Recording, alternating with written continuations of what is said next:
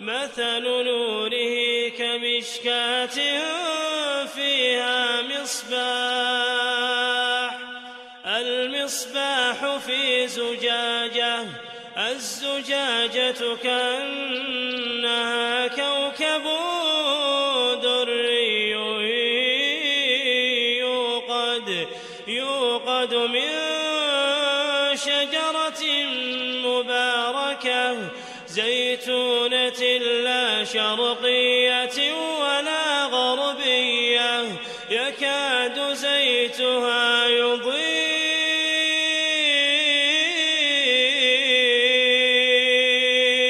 ولو لم تمسسه نار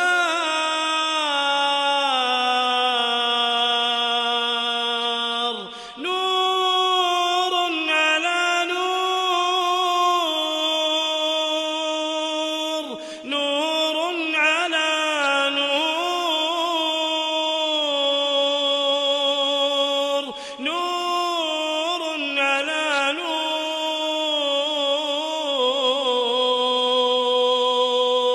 يهدي الله لنوره من يشاء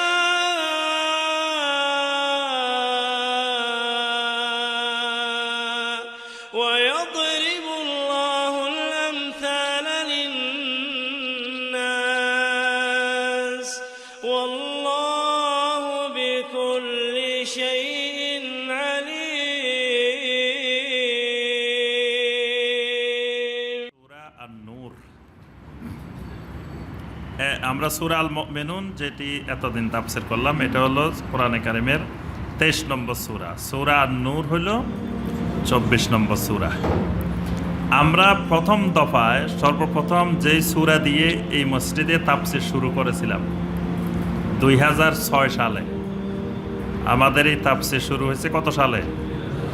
2006 সালে। তো সর্বপ্রথম তাফসীর হয়েছে আমাদের সূরা আন-নূর। প্রথম তাফসীর এই সূরা দিয়ে শুরু, সূরা আন-নূর দিয়ে। সূরা আন-নূর এটি কোরআনে কারিমের একটি গুরুত্বপূর্ণ সূরা। এটা মাদানী সূরা, সূরা আন-নূর। তো মাদানী সূরার কারণে আমরা সহজেই বুঝতে পারি যে এই সূরাটির বিষয়বস্তু হলো শরীয়তের বিভিন্ন হুকুম আহকাম সংশ্লিষ্ট বিষয়গুলো এই সূরার মধ্যে আসছে। এই সূরার মধ্যে এমন এমন গুরুত্বপূর্ণ শরীয়তের হুকুম আহকাম বিধিবিধান আসছে যা কোরআনে কারিমের অন্যান্য সূরায় এই বিধিবিধানগুলো আসে না। সূরা আন-নূর এর নামকরণটা হয়েছে, এই সূরার মধ্যে একটা আয়াত আছে, আল্লাহু নূরুস সামাওয়াতি ওয়াল আরদ। আল্লাহু নূরুস সামাওয়াতি ওয়াল আরদ। আল্লাহ হলেন আসমান এবং জমিনের নূর। তার অর্থ কি? আল্লাহ কিসের মতো? নূরের মতো নাকি? আল্লাহর বডিটা কিসের? হ্যাঁ, অর্থাৎ আল্লাহ বলছেন আল্লাহু নূরুস সামাওয়াতি ওয়াল আরদ। আল্লাহ আসমান জমিনের নূর। কিন্তু তার অর্থ এই নয় যে আল্লাহর মনে হয় কোনো আকার আকৃতি কিছুই নেই, শুধু আল্লাহ রাব্বুল আলামিন মানে নূর। হ্যাঁ, এই জন্য অনেকে ওই নবী সাল্লাল্লাহু আলাইহি সাল্লামকে বানাইছে যে আল্লাহ, এই নবী সাল্লাল্লাহু আলাইহি সাল্লাম আল্লাহর নূরের তৈরি। নাউযুবিল্লাহ। আল্লাহর সিফাতে নূর, জাতে নূর, বিভিন্ন রকমের বিভিন্ন আকীদা জমিনে যুগে যুগে তৈরি হয়েছে। এই কথাটা শুধু আল্লাহ পাক যেভাবে বলছেন আমরা সেভাবেই মেনে আনবো। আল্লাহু নূরুস সামাওয়াতি ওয়াল আরদ। আল্লাহ আসমান জমিনের নূর। এখানে আল্লাহ পাক নূর বলতে কি বুঝাইছেন এটা আল্লাহ রাব্বুল আলামিনই ভালো জানেন। এই নূর থেকে এই সূরার নাম হয়েছে সূরা আন-নূর। এবং এই সূরার মধ্যে এমন শরঈ বিষয়গুলো এসেছে যে বিষয়গুলো একজন ঈমানদার, একজন মুমিন আমল করলে তার ভিতরে নূর তৈরি হবে। সুবহানাল্লাহ। তার পুরা বডি নূর হয়ে যাবে। এই সূরার মধ্যে হেজাবের বিধান আসছে, পর্দার বিধিবিধান। হেজাবের বিধান যদি কেউ পালন করে, কেউ যদি তার চক্ষুকে সংযত রাখে, তার চোখগুলাকে সংযত রাখে,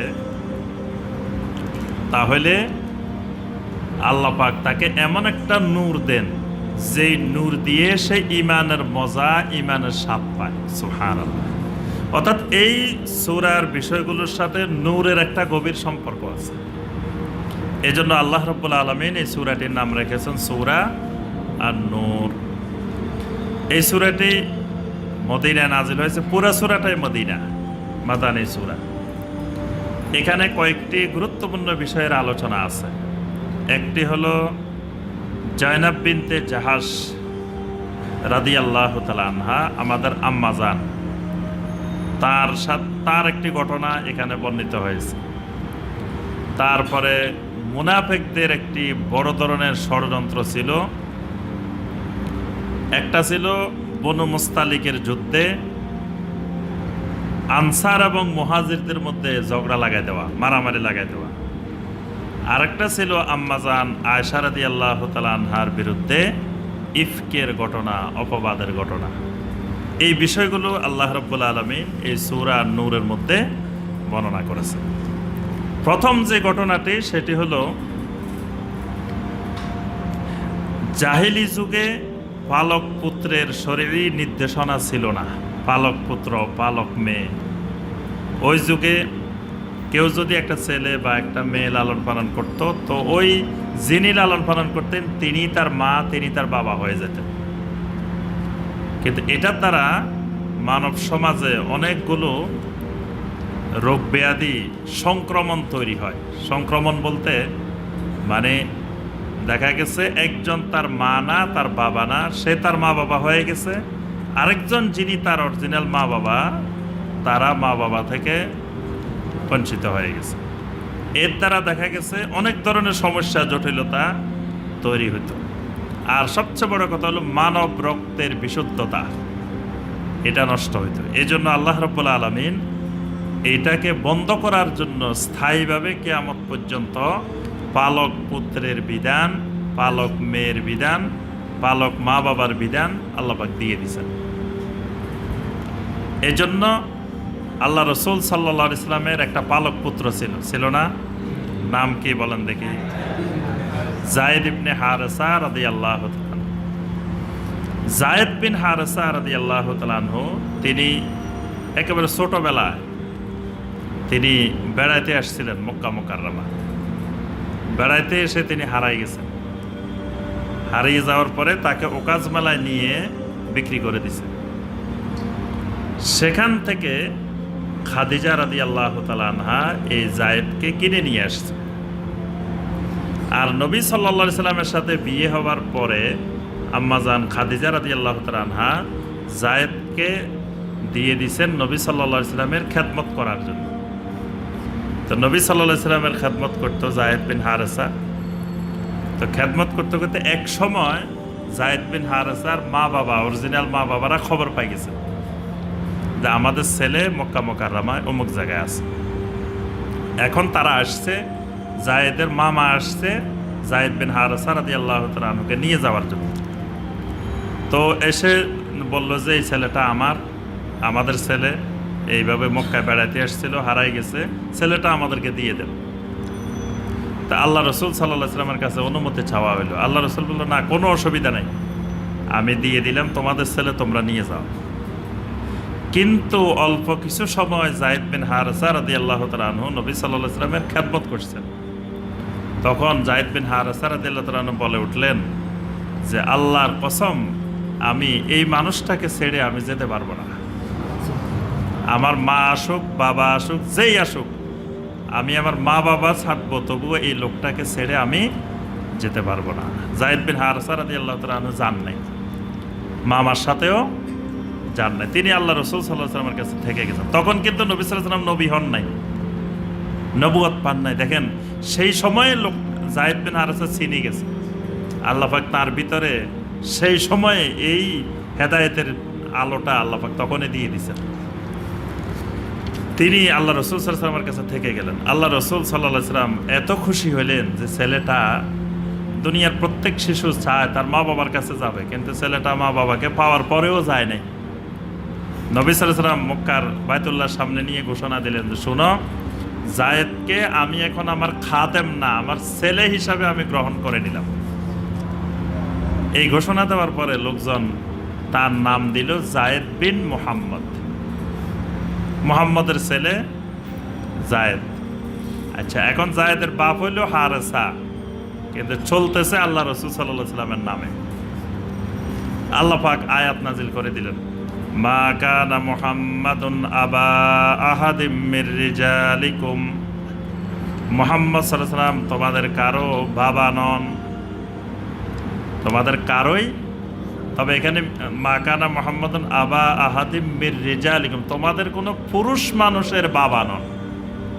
মেয়েদের বাবা এটা ঠিক আছে, কারণ মেয়েরা জীবিত আছে। নবী সাল্লাল্লাহু আলাইহি সাল্লামের মৃত্যুর সময়ও একজন মেয়ে জীবিত ছিলেন, ফাতেমা রাদিয়াল্লাহু আনহা। নবী সাল্লাল্লাহু আলাইহি সাল্লামের মৃত্যু 6 মাস পরে তিনি মারা গেছেন, কিন্তু ছেলেরা সব মারা গেছে।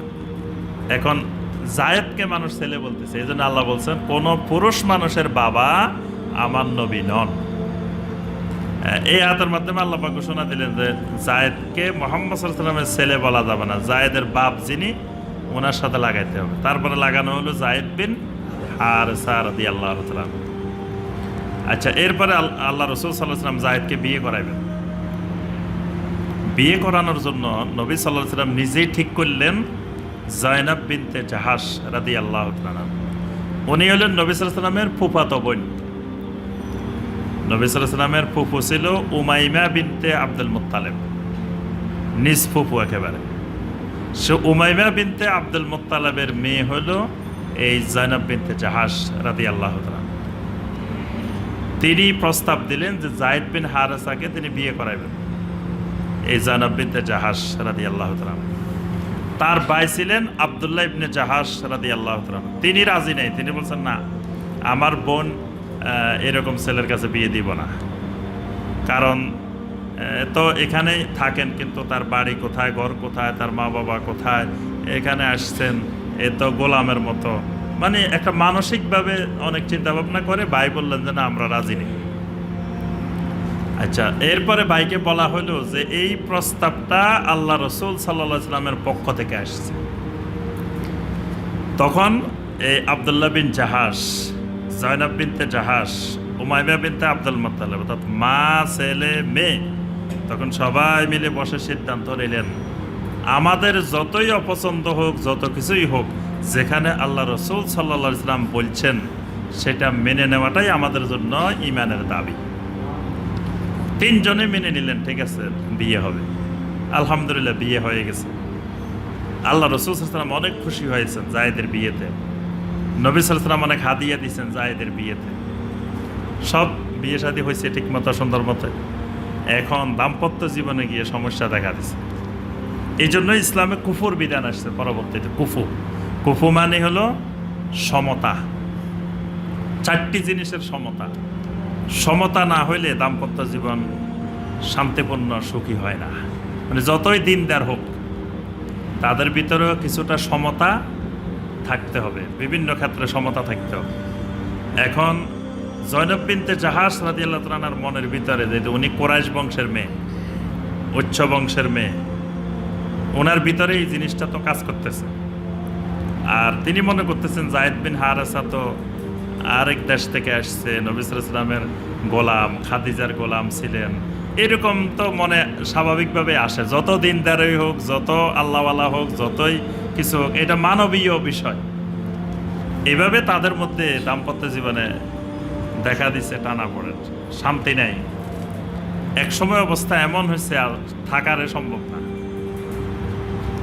এখন মানে আমাদের দেশের এরকম হয় না, দেখবেন অনেকে যে গ্রাম থেকে এসে ঢাকা শহরে বিয়ে করছে। এখন ঢাকা শহরে যে মেয়ে বিয়ে করছে, ঢাকা শহরে বিশেষ করে অনেকে এরকম গরজামায় বিয়ে দেয় বিভিন্ন জায়গা থেকে। এখন বিয়ে দিচ্ছে, এখন বউ তো এখানে অনেক পাওয়ারফুল, এটা তার বাবার বাড়ি, এইটা সে এখানে ঢাকা শহরে তার জায়গা জমিন আছে, অনেক কিছু আছে, ওর তো কিছু নাই, কথা বলতে ওইভাবে বলে, এরকম হয় না? বিভিন্ন জায়গায় বিভিন্ন ক্ষেত্রে হয়। এখন এরকম হয়ে গেছে। তখন আল্লাহ রসুল সাল্লাল্লাহু আলাইহি সাল্লাম শেষ পর্যন্ত তাদের এই বিবাহ ভেঙে দিলেন। এখন আরবের কুসংস্কার, আরবের নিয়ম হলো ছেলের বউ আপনার তালাক হয়ে যাওয়ার পরেও আর শ্বশুর বিয়ে করতে পারে না, বা বালক পুত্রের বউ যদি তালাক হয়ে যায় তাহলে শ্বশুর আর বিয়ে করতে পারে না। এই কুসংস্কারটা দূর করার জন্য আল্লাহ পাক নবী সাল্লাল্লাহু আলাইহি সাল্লামকে বাধ্য করলেন জয়নব বিনতে জাহাশ রাদিয়াল্লাহু তাআলা আনহাকে বিয়ে করতে। মানে নবী সাল্লাল্লাহু আলাইহি সাল্লাম মূলত চাচ্ছিলেন না এটা বিয়ে করতে, কারণ এই জয়নব বিনতে জাহাশকে বিয়ে করলে মুনাফিকরা বিভিন্ন রকমের কথাবার্তা চারিদিকে ছড়াবে। বলবে যে প্রথম কথা হলো পুত্রের পালক পুত্রের স্ত্রী, তাকে আল্লাহ রাসূল সাল্লাল্লাহু আলাইহি সাল্লাম বিয়ে করবেন, এইটা নবী সাল্লাল্লাহু আলাইহি সাল্লাম মেনে নিচ্ছেন না। কিন্তু নবী সাল্লাল্লাহু আলাইহি সাল্লামের একটা বিয়েও নবী সাল্লাল্লাহু আলাইহি সাল্লামের নিজের সিদ্ধান্ত হয়নি, সব আল্লাহ রাব্বুল আলামিনের সিদ্ধান্তে হয়েছে। এই বিবাহের মধ্যে নবী সাল্লাল্লাহু আলাইহি সাল্লামের জন্য অনেক কিছু দ্বীনের জন্য কল্যাণ নিহিত ছিল। আল্লাহ রাসূল সাল্লাল্লাহু আলাইহি সাল্লাম বিয়ে করছেন, এরপরে মুনাফিকেরা বিভিন্ন রকমের কুৎসা রটনা শুরু করে দিছে, বিভিন্ন ঘটনা বানায় বানায় মিথ্যা কথা কয়। এই যায়েদ বিন হারেসা বিয়ে করছেন, আল্লাহ রাসূল সাল্লাল্লাহু আলাইহি সাল্লাম তার স্ত্রীকে দেখে লোভ সামলাইতে পারেন নাই, নাউজুবিল্লাহ। এরপরে শেষ পর্যন্ত যায়েদ বিন হারেসা বাধ্য হয়েছে, তার স্ত্রীকে তালাক দিছে, আর আল্লাহ রাসূল সাল্লাল্লাহু আলাইহি সাল্লাম বিয়ে করছেন, নাউজুবিল্লাহ। ওই মুশরিকেরা আরও বিভিন্ন ঘটনা এরকম বানায় বানায় বানায় বানায় চতুর্দিকে প্রচার করা শুরু করছে। এটা আল্লাহ রাসূল সাল্লাল্লাহু আলাইহি সাল্লামকে ভীষণ কষ্ট দিচ্ছিল, এই মুনাফিকদের এই কথাগুলো। এটা দুনিয়ার প্রত্যেক মানুষের ক্ষেত্রে বানায় বানায় যদি পিছনে মিথ্যা কথা মানুষ রটাইতে থাকে, এটা মানুষের মানসিকভাবে অনেক কষ্টদায়ক। আল্লাহ রাব্বুল আলামিন এই সূরার মধ্যে এই ঘটনাটার বর্ণনা দিয়েছেন। আরেকটা ঘটনা বর্ণনা দিয়েছেন, সেটা হলো বনু মুস্তালিকের যুদ্ধের ঘটনা। বনু মুস্তালিকের যুদ্ধটা হয়েছে খন্দকের যুদ্ধের পরে। খন্দকের যুদ্ধে কাফেরদের সম্মিলিত বাহিনী প্রায় 10,000-এর বিশাল বাহিনী 1 মাস পর্যন্ত মদিনার চারপাশে ঘুরছে, শুধু মদিনা দখল করার জন্য, ইসলামকে নিচ্ছিন্ন করার জন্য। আল্লাহ পাক 1 মাস পরে এমন বাতাস দিয়েছিলেন, যে বাতাস দিয়ে আল্লাহ পাক ইসলামকে, আল্লাহর দ্বীনকে সাহায্য করেছিলেন। এরপরে কাফেররা চলে যাওয়ার পরে নবী সাল্লাল্লাহু আলাইহি সাল্লাম একটা কথা বলছেন, লান তাকজুকুম কুরাইশ বাদা আমিহিম হাযা, আজকের এই দিনের পর থেকে কুরাইশরা তোমাদের সাথে আর যুদ্ধ করার জন্য কোনোদিন সাহস করবে না, এটাই শেষ। এখন আপনার লোহিত সাগরের উপকূলে জেদ্দা এবং রাকেব দুইয়ের মাঝখানে একটা অঞ্চল ছিল, এই অঞ্চলটা খুব সমৃদ্ধ এলাকা। এখানে যে গোত্র বসবাস করতো এদের নাম ছিল বনু মুস্তালিক। এই গোত্রটা ষড়যন্ত্র করতেছে যে মদিনা আক্রমণ করবে, ভিতরে ভিতরে অনেক ষড়যন্ত্র করছে। নবী সাল্লাল্লাহু আলাইহি সাল্লাম পুরা আরব দুনিয়াতে তখন নবী সাল্লাল্লাহু আলাইহি সাল্লাম আপনার সাহাবায়ে কেরামদেরকে নিয়োগ দিয়ে রেখেছিলেন। তৎকালীন যুগে দেখেন মোবাইল নাই, তারপরে এরকম ডাক বিভাগ, এরকম যোগাযোগ ব্যবস্থা এত শক্তিশালী ছিল না, কিন্তু নবী সাল্লাল্লাহু আলাইহি সাল্লাম সারা দুনিয়ার প্রত্যেকটা খবর দ্রুত গতিতে যাতে নবী সাল্লাল্লাহু আলাইহি সাল্লামের কাছে পৌঁছে, কোন জায়গায় কি হচ্ছে, ইসলামের বিরুদ্ধে কোথায় ষড়যন্ত্র হচ্ছে, এগুলোর জন্য সাহাবায়ে কেরামদেরকে নিয়োগ দেওয়া ছিল। সেই বনু মুস্তালিকের খবর নবী সাল্লাল্লাহু আলাইহি সাল্লামের কাছে এসে গেছে। আল্লাহ রাসূল সাল্লাল্লাহু আলাইহি সাল্লাম সাহাবায়ে কেরামদের মধ্য থেকে একটা বাহিনী গঠন করলেন। নবী সাল্লাল্লাহু আলাইহি সাল্লাম নিজে সেখানে এই অভিযানে নেতৃত্ব দিবেন এবং সেই অভিযান বনু মুস্তালিকের দিকে হবে। এইভাবে আল্লাহ রাসূল সাল্লাল্লাহু আলাইহি সাল্লাম সাহাবায়ে কেরামদেরকে নিয়ে বনু মুস্তালিকে গেলেন। বনু মুস্তালিকে যাই তাদেরকে আল্লাহ রাসূল সাল্লাল্লাহু আলাইহি সাল্লাম দমন করে মোটামুটি তাদের সব কিছু সেখানে নস্যাৎ করে দিলেন বনু মুস্তালিকের। আচ্ছা, এই যুদ্ধটাতে যাওয়ার সময় এত বেশি মুনাফিকেরা অংশগ্রহণ করছে, আর কোনো যুদ্ধে এত বেশি মুনাফিক যায়নি। মানে মুনাফিকেরা আগে ঠিক করে রাখছে যে এখানে গিয়ে তারা এমন কিছু ঘটনা ঘটাইবে যেগুলোর দ্বারা মানে ইসলামের মারাত্মক ক্ষতি হবে। এরা বনু মুস্তালিকে গেল, যাওয়ার পরে প্রথম যেটা লাগাইছে সেটা হলো একজন আনসার আর একজন মুহাজিরের মধ্যে মারামারি লাগাই দিছে। মানে পানি পান করা নিয়ে, কূপের মধ্যে পানি পান করা নিয়ে দুইজনের মধ্যে কথা বাড়াবাড়ি হয়েছে একটু। এইটাকে আস্তে আস্তে মুনাফিকরা তিলকে তাল করে এমন বিশাল বানাইছে, মুহাজির যিনি ছিলেন উনি সবাইকে ডাকতেছেন, ইয়ালাল মুহাজিরিন, হে মুহাজির ভাইয়েরা কোথায়?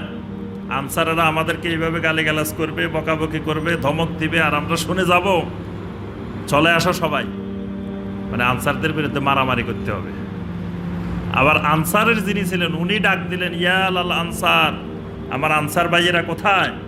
মুহাজিরেরা আসছে মক্কা থেকে, এখানে আসি, এখন আমাদের উপরে খবরদারি করবে, আমাদেরকে মারবো, আর তোমরা চেয়ে থাকবে, আসো।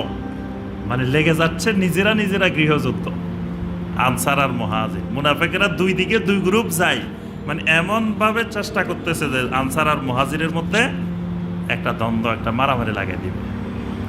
তখন আল্লাহ রসুল সাল্লাল্লাহু আলাইহি সাল্লামের কাছে এই খবরগুলো, আল্লাহ রসুল সাল্লাল্লাহু আলাইহি সাল্লাম বললেন, মা বালা দাওয়াল জাহিলিয়া, তোমাদের কি হলো? তোমরা দেখতেছে আবার সেই জাহিলিয়াতের দিকে ফিরে যাচ্ছ।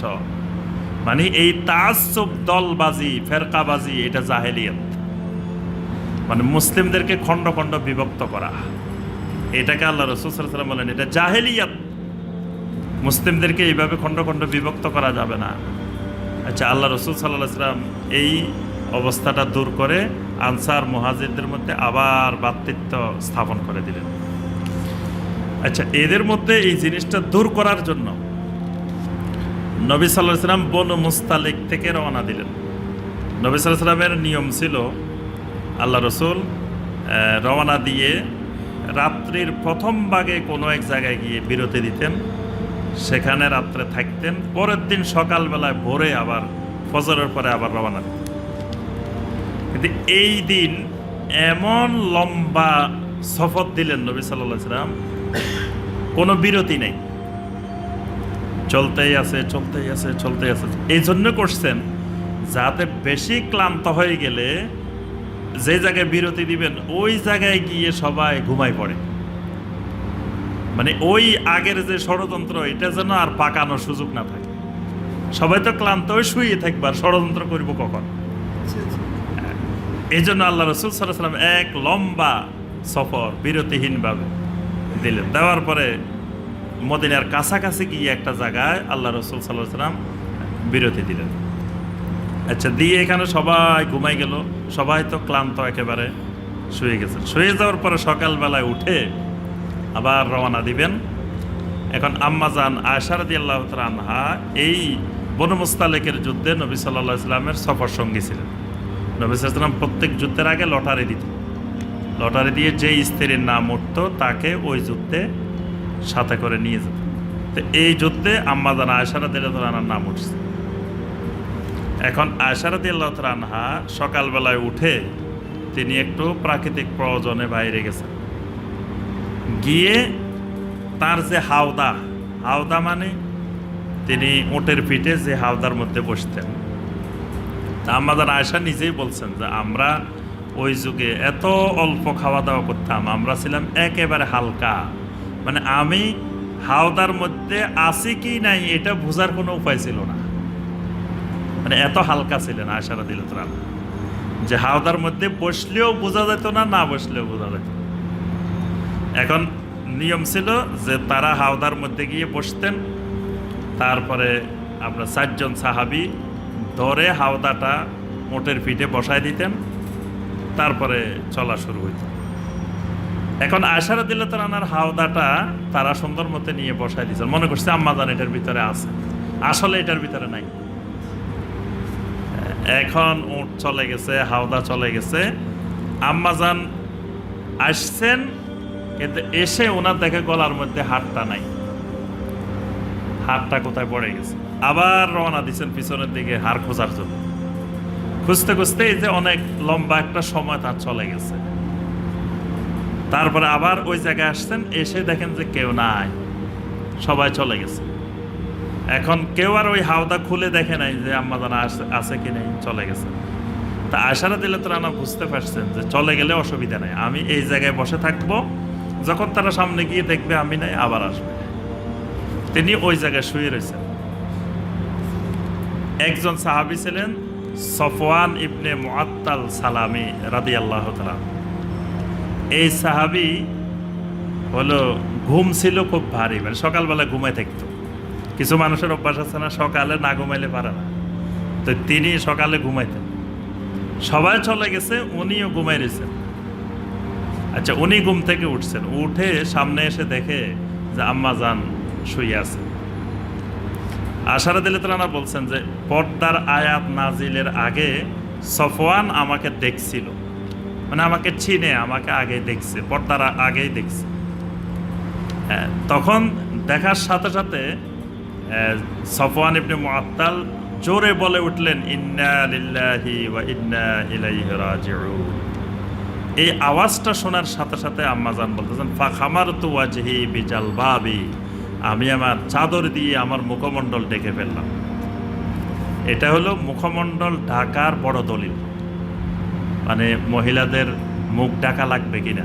কেউ কেউ বলেন যে হেজাবের জন্য মুখ ঢাকা দরকার নেই, কিন্তু এটা স্পষ্ট দলিল যে আম্মাজান বলতেছেন আমি যখন সফওয়ানের আওয়াজ শুনলাম, শোনার সাথে সাথে ফাখামারতু ওয়াজহি বিজালবাবি, আমার সাথে সাথে আমার মুখমণ্ডল ঢেকে ফেলছে। আচ্ছা, এবার সফওয়ান রাদিয়াল্লাহু তাআলা আনহু তার ওটটা নিয়ে আম্মাজানের সামনে রাখলেন। আম্মাজান বসছেন, উনি সামনে ধরে ধরে হেঁটে হেঁটে টেনে নিয়ে যাচ্ছেন। আর ওইদিকে আল্লাহ রাসূল সাল্লাল্লাহু আলাইহি ওয়াসাল্লাম কিছু দূর পৌঁছার পরেই বুঝতে পারছেন যে আয়েশা রাদিয়াল্লাহু তাআলা আনহা নাই।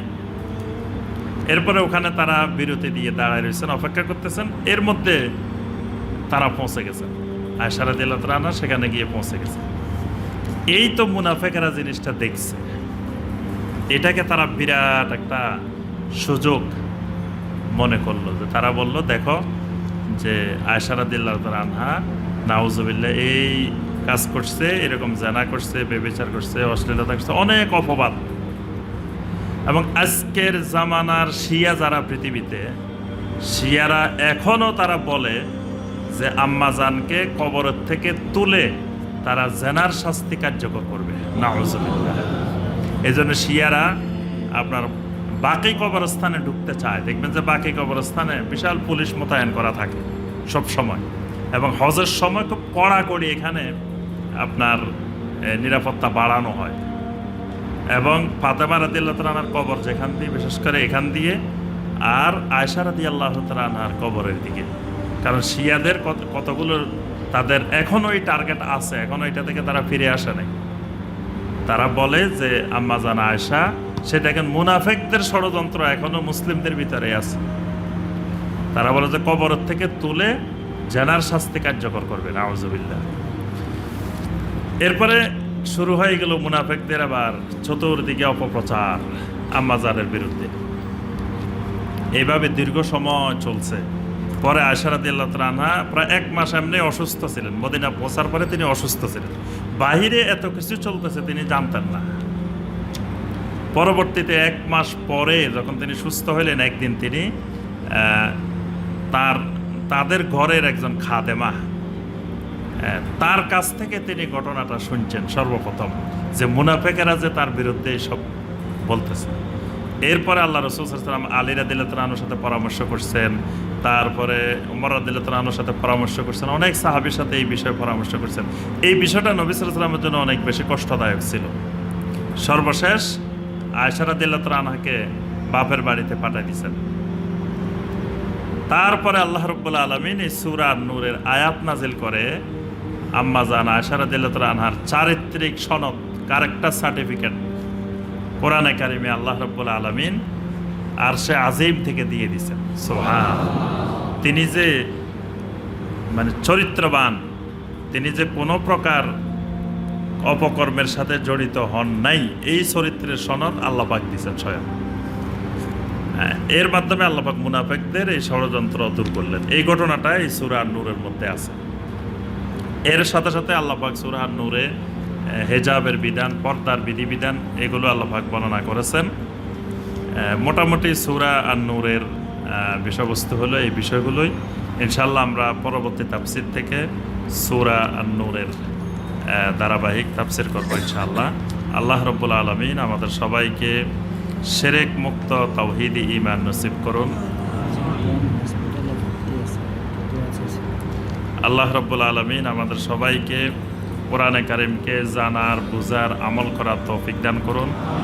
আল্লাহ সুবহানাহু ওয়া তাআলা আমাদের সবাইকে কোরআনে কারিমকে এমনভাবে ধারণ করার, বুঝার, আমল করার তৌফিক দান করুন যেন কোরআনে কারিম কিয়ামতের ময়দানে আমাদের জন্য শাফাআতকারী হয়ে যায়। কোরআনে কারীম যেন আমাদের পক্ষে কিয়ামতের ময়দানে হুজ্জাত হয়ে যায়। আমাদের মধ্যে যারা অসুস্থ আছেন সবাইকে আল্লাহ রাব্বুল আলামিন সুস্থতা দান করুন। একজন বোন অসুস্থ আছেন, আমাদের কাছে দোয়া চেয়েছেন, আল্লাহ পাক তাকে পরিপূর্ণ সুস্থতা দান করুন। আরও অনেক ভাই বোন বিভিন্ন জায়গায় বিভিন্ন সমস্যায় অসুবিধায় বিভিন্ন রোগ ব্যাধিতে আক্রান্ত আছেন, সবাইকে আল্লাহ রাব্বুল আলামিন সুস্থতা দান করুন, বিপদ আপদ দূর করে দিন। আমাদের তাফসিরুল কোরআনের দেশে বিদেশে যত ভাই বোন, যত মুহিব্বিন, দর্শক শ্রোতা আছেন সবাইকে আল্লাহ পাক কবুল ও মঞ্জুর করে দিন। আমাদের তাফসিরুল কোরআনের জন্য যে সকল ভাই বোন বিভিন্নভাবে সহযোগিতা করেন, তাদের সকলের সহযোগিতাকে, সকলের খেদমতকে আল্লাহ রাব্বুল আলামিন কবুল ও মঞ্জুর করে দিন। এই খেদমতকে আল্লাহ পাক নাজাতের জরিয়া বানিয়ে দিন। আল্লাহ পাক আমাদের দাওয়াতকে ইখলাসের সাথে এবং সুন্নাহ অনুযায়ী দেওয়ার তৌফিক দান করুন। আল্লাহ পাক আমাদের এই দাওয়াতের মধ্যে আল্লাহ পাক বরকত দান করুন। সুবহানাকা আল্লাহুম্মা বিহামদিকা আশহাদু আল্লা ইলাহা ইল্লা আনতা আস্তাগফিরুকা